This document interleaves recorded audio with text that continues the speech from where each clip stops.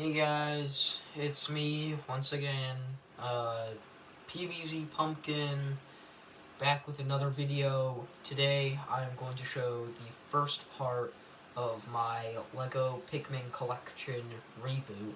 Well, not really a reboot, but I'm basically just rebuilding everything that I had from the Pikmin 1 part of my old collection, and then creating new stuff for the Pikmin 1 stuff I didn't have, like the Palooza and other stuff. So, here's the yellow Pikmin. I tried to use this little flower piece.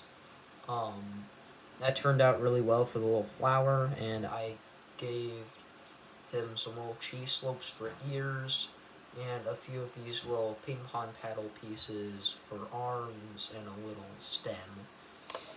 The blue Pikmin was a bit different, where the stem was instead replaced with this kind of slanted part, and then with a few pieces on top of that for the bulb.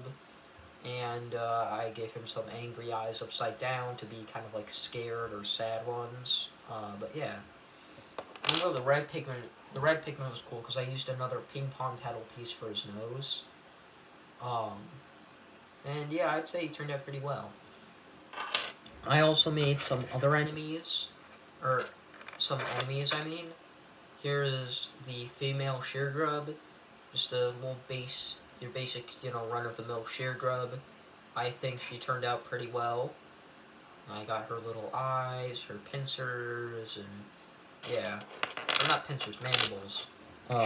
Another mandibulard family member. Here is the male Sheargrub in all of his mismatched, colorful glory, with these nice green eyes, a kind of brown body, and a pinkish purple head with some pinkish mandibles at the end. And then finally, of course, we have the Shearwig with its little wings, its green coloration, and its kind of curved body and little red eyes. And yeah, I think all these guys turned out pretty well. And then, of course, the main stars of the show are the Bulborbs. Here is the main Spotty Bulborb, or Red Bulborb, or just Bulborb, depending on what your favorite naming convention is for you. Usually I just call it the Red Bulborb, but yeah. Now the Red Bulborb has these little white spots I decided to add on, some little eye stalks, some teeth, and then like a smallish jaw, and of course some feet with little clawed toes. And then there's the Spotty Bulbear, which has, the lips, the nostrils, the kind of curved head, and the short eyes, and the red spots on a black body, and some slightly different legs.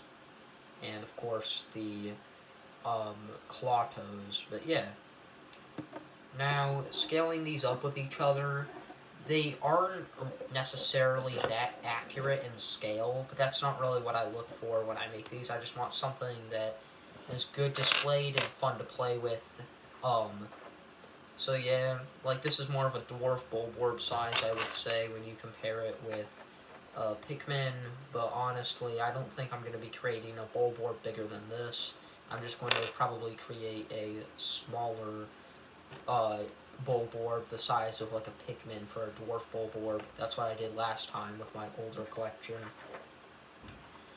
And yeah, so in size, and scaling,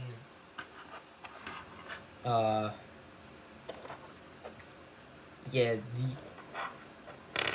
would say from tallest to shortest,